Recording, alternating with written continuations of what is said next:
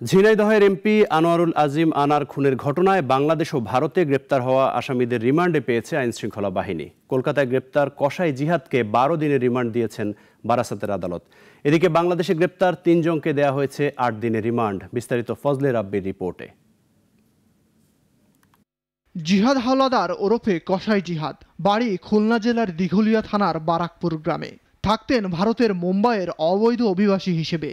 MP আনারকে হত্যা করতে মাস দুয়েক আগে কসাই জিহাদকে কলকাতায় নিয়ে যান আখতারুজ্জামান শাহিন। এরপর থেকেই মূলত আলোচনায় তিনি। গত ২২ মে জানা যায় খুন হয়েছে এমপি আনার। এরপর নাগরিক টিভির হাতে এসেছে বেশ কিছু সিসিটিভি ফুটেজ। এতে দেখা যায় ১৩ই মে কলকাতার নিউ টাউনের আখতারুজ্জামান শাহিনের ভাড়া করা ফ্ল্যাটে ঢুকছেন চরমপন্থী পূর্ব বাংলা কমিউনিস্ট পার্টির নেতা আমানুল্লাহ ও তার এক সহযোগী ফয়সাল। গোয়েন্দা পুলিশের তথ্য মতে ঘাতকরা এমপি আনারকে হত্যার পর পলিব্যাগে ভরে বিভিন্ন স্থানে ফেলে দেয়।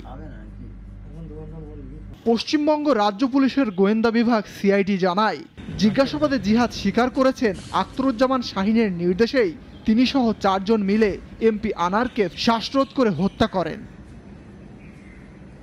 এই ঘটনায় সিআইডির আবেদনের ওপর শুনানি করে বারাসাত আদালতে ওঠানো হলে বিচারক শুভঙ্কর বিশ্বাস জিহাদকে ১২ দিনের রিমান্ড মঞ্জুর করেন। এমপি আনারকে হত্যার উদ্দেশ্যে অপহরণের অভিযোগে দায়ের করা মামলায় বাংলাদেশে গ্রেপ্তার ৩ আসামিকে ৮ দিনের রিমান্ডে পেয়েছে ঢাকার পুলিশ। এদিকে এখনো এমপি আনারের মরদেহ মেলেনি। গ্রেপ্তারকৃতদের নিয়ে লাশের খোঁজে বিভিন্ন স্থানে অভিযান চালাচ্ছে কলকাতার আইন শৃঙ্খলা বাহিনী। ফজলে রাব্বি, নাগরিক, ঢাকা। ওয়ালটন ফ্রিজ কিনে অনেকের মতো আপনিও হয়ে যেতে পারেন মিলেনিয়াল। সেরা পণ্যের সেরা অফার।